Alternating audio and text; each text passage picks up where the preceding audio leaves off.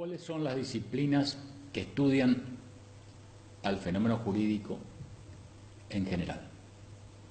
Los autores no se ponen de acuerdo sobre si son 3, 4 o más, pero existe un consenso básico en nombrar 3 disciplinas o ramas del conocimiento jurídico: la ciencia del derecho, la filosofía del derecho y la teoría general del derecho. La sociología jurídica también está incluida dentro de estas disciplinas. ¿Qué estudia cada una de ellas? Sabemos que la ciencia es un conjunto de conocimientos verdaderos y probables que están rigurosamente concatenados y fundamentados, pero que se refieren con sentido limitado a un cierto sector de la realidad. La ciencia del derecho, el estudiante de derecho, va a estudiar el conjunto de normas jurídicas vigentes en un tiempo y en un lugar determinado. Por ejemplo, el estudiante de derecho acá en la Argentina va a estudiar el ordenamiento vigente en la Argentina. Si el estudio se realiza con relación o con referencia a un ordenamiento jurídico localizado en un tiempo y en un lugar determinado, pero que estuvo vigente, el estudio se denominará historia del derecho. Y si comparamos las normas jurídicas vigentes y no vigentes de un lugar y en un tiempo determinado con otras normas jurídicas de otros ordenamientos jurídicos, el estudio se llamará estudio de derecho comparado.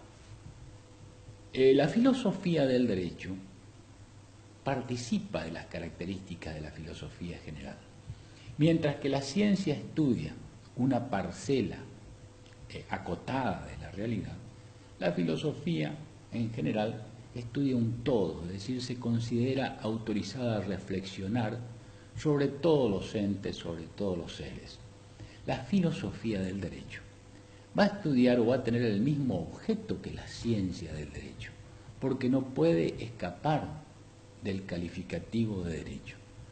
Pero será un estudio reflexivo, de segundo grado, un estudio directo sobre el lenguaje de la ciencia del derecho y un estudio indirecto sobre el ordenamiento jurídico.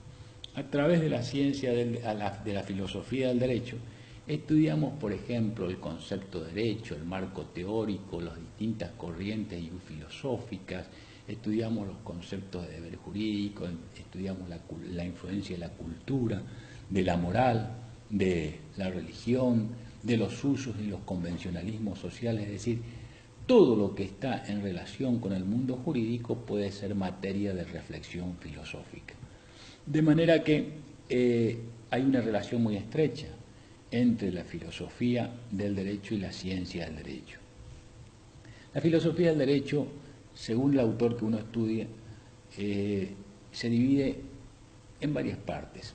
Hay una parte general que se denomina nociología jurídica, está una parte relacionada con los valores jurídicos y entre ellos el valor central y fundamental del derecho, que es la justicia, que se denomina axiología jurídica. Y hay una parte común entre la filosofía del derecho y la introducción al derecho, que es la teoría general del derecho. Para algunos autores, esta teoría general del derecho es una disciplina jurídica independiente. En la cátedra enseñamos, por lo menos estamos convencidos, de que la filosofía del derecho tiene como parte a la teoría general del derecho. Y la teoría general del derecho, como parte de la filosofía del derecho, se dedica al estudio de los conceptos jurídicos fundamentales, los conceptos básicos del derecho, entre ellos el concepto mismo de derecho.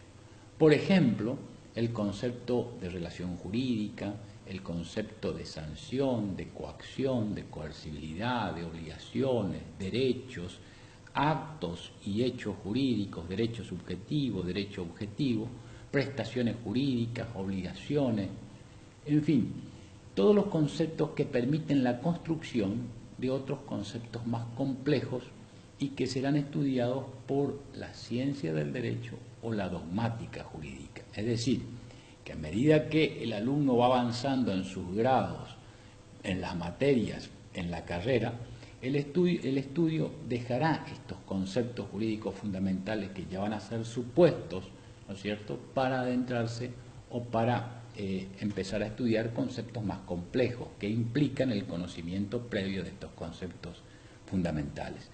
Para ser un poco más explícito y ejemplificativo, ningún constructor va a empezar a construir una casa por el techo, hay que construirla por los cimientos.